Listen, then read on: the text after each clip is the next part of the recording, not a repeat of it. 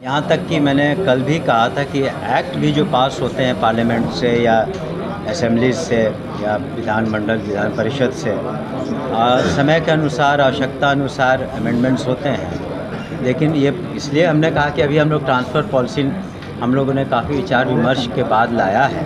इसको एक बार क्रियान्वित होने दीजिए और फिर देखते हैं। लेकिन जैसा हम लोगों को फीडबैक मिला है कि बाय एंड लार्ज लोग इससे संतुष्ट हैं। सर, जिस शिक्षक को हाईकोर्ट जाने की भी बात कर रहे हैं, पहले तो नियोजित शिक्षकों को इतनी सुविधा दी जा रही है कि जिन्होंने सक्षमता पास की वो शीघ्र सरकारी सेवक बनेंगे, तो इससे बड़ा लाभ उनको और क्या हो सकता है। सर, क्लास 1 to 5, 6 to 8 का सर उस पर रोस्टर पे क्या अपडेशन, क्या विभागीय मंत्री है, क्या आज वो आने की उम्मीद है? क्या रोस्टर हमको लगता है बहुत क्लियर जल्दी हो जाएगा, क्योंकि बीच में रिजर्वेशन पॉलिसी में माननीय उच्च न्यायालय के कारण जो आदेश था उसके कारण फिर उसमें चेंजेस लाने पड़े। उसका रोस्टर टाइम नहीं, सभी अब तो वो सामान्यतः जो हाईकोर्ट माननीय उच्च न्यायालय का जो आदेश था इसके अगेंस्ट में तो अपील में सरकार गई हुई, लेकिन तत्काल तो जो माननीय उच्च न्यायालय का आदेश है वही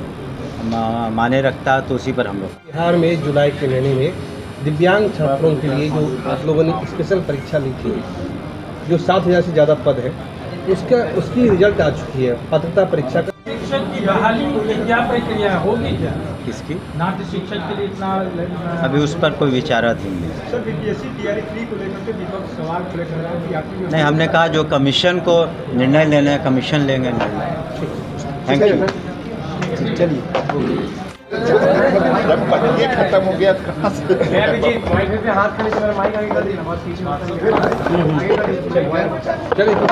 सर, ट्रांसफर पोस्टिंग नीति बनी है आपकी, उस पर आप कई जो शिक्षक संगठन के लोग हैं या कई जो एमएलसीज भी हैं जो शिक्षक जीत जाते हैं स्टेट ऑफिस से, उनका विरोध है। उनका कहना है कि ब्लॉक में किया जाए। आप डिवीज़न की बात कर रहे हैं, वो ब्लॉक की बात कर रहे हैं। नहीं, हम लोग तो बहुत पहले हमने कहा था, इस पर काफ़ी विचार विमर्श हुआ शिक्षक संघों से और शिक्षकों से और प्रशासनिक दृष्टिकोण से।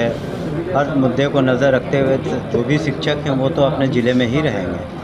और हम लोगों ने बार बार यही कहा है, जो महिलाएं हैं पंचायत के बाहर हैं और जो पुरुष हैं लेकिन सब डिवीज़न के बाहर और उसी ज़िले में। और दूसरी बात यह है कि जो husband wife government servant teacher हैं या फिर कोई असाध्य रोग से पीड़ित हैं तो उन लोगों को चॉइस की पोस्टिंग दी जाएगी।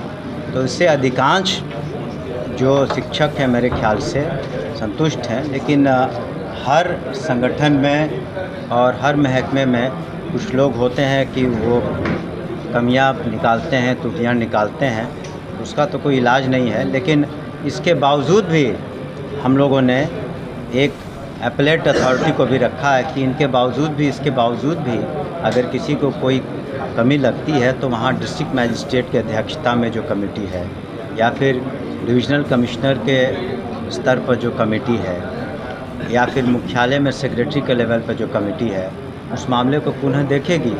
तो हम लोगों ने काफ़ी उदार रखा है इस ट्रांसफ़र पॉलिसी को। और अन्य जो भी सुविधाएं हैं हम लोग कोशिश कर रहे हैं कि शिक्षा विभाग को दें। और हम लोग का शिक्षकों का या विभाग का सभी का तो फोकस ये होना चाहिए कि हम लोग पढ़ाई कैसी करवाते हैं, पढ़ाई की गुणवत्ता कितनी है, सिलेबस क्या है, रिज़ल्ट्स क्या आते हैं, हमारे बच्चों का भविष्य क्या है, उनका प्लेसमेंट क्या है। तो इन सब बातों पर ज़्यादा गौर करना चाहिए। और 100% सेटिस्फैक्शन तो किसी भी पॉलिसी से किसी को नहीं होता है, लेकिन हम समझते हैं अधिकांश शिक्षक और शिक्षिका इससे संतुष्ट हैं। तो आगे आप पता है कि आगे अगर संशोधन करने की बात आएगी, ऐसी कोई बात भी तो आप जरूर करेंगे।